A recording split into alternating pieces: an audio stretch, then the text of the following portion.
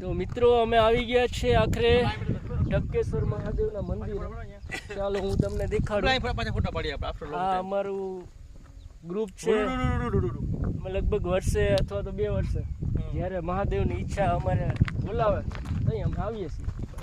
આ વખતે ઘણો સમય થઈ ગયેલો છે. જાજો ટાઈમ થઈ ગયો. મહાદેવ મહાદેવ સગાઈની માનતા શુભલા અહીં રાખી હતી. હા, આ ભાઈની સગાઈની માનતા અહીંયા રાખી હતી. વાહ, હવે તો છોકરો આવવા જગ્યાની ખરેખર મહત્વતા. હું એ કીધું દર્શન કરવા ટાઈમે સખાનું થઈ જાય. ગાઈસ, હવે આપણે આવી ગયા છીએ ટપકેશ્વર મહાદેવની ટોચ પર.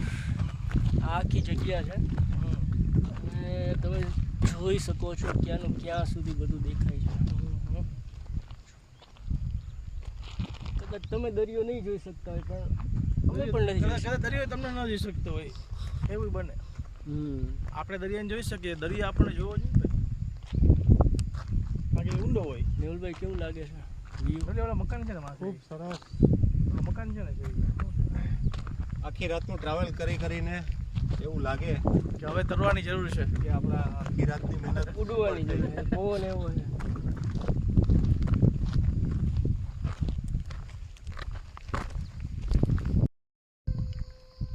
સંગ ભાઈઓ આરતી જલ્દી પહોંચો. હાલો મિત્રો, હાલો આપણે ફ્રેન્ડ, પહોંચી રહ્યા છીએ ટપકેશ્વર મહાદેવ. પૂછો ને 3 ગાડી પડી, અમે 3 જણા છીએ, 3 ગાડી સામે પડી છે. ચાલો મહાદેવ તમને દર્શન કરાવું છું. ખૂબ જ સરસ વાતાવરણ અને એકદમ મૌલિકતાથી ભરેલું. ભાઈકસાડી એવા છે કે અત્યારે આરતી ચાલે. નહીં અનિલ અનિલ નહીં અનિલ ઉતરી હેઠો ઉતર. પેલા દર્શન કરી લઈએ આપણે. અંદર ફોટો પાડવાની મનાઈ હશે. ફોટો પાડવાની મનાય છે એમ. તો જગ્યાનું ખૂબ જ પેલું છે.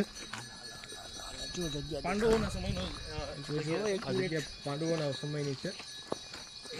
બંધ કરી. ચાલો મિત્રો, લે ને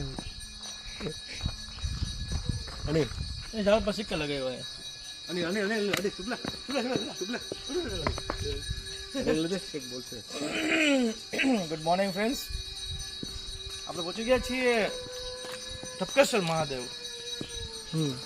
અત્યાધુનિક મંદિર છે અને ઐતિહાસિક મંદિર છે. હિસ્ટોરિકલ મંદિર કહી શકાય કે જે પાંડવોના સમયની અંદરમાં જે કલ્પના પણ ન કરી શકો એવી જગ્યાએ છે. બાંધકામ જીર્ણોદ્ધાર કહી શકાય પાંડવોએ કરેલું હતું. એવું સરસ મજાનું મંદિર છે. એકદમ નેચરની વચ્ચે છે. આરતી ચાલુ છે. થઈ રહી છે. આનંદ સવારમાં 7:30 થયા અને આરતી પણ થઈ રહી. હાથ ધોવાના પડે નહીં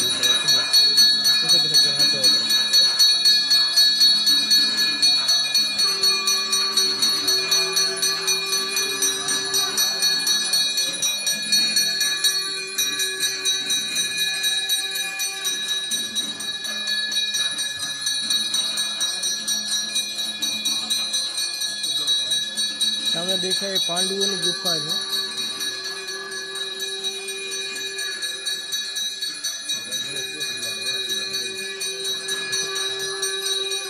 ભાઈ જોડે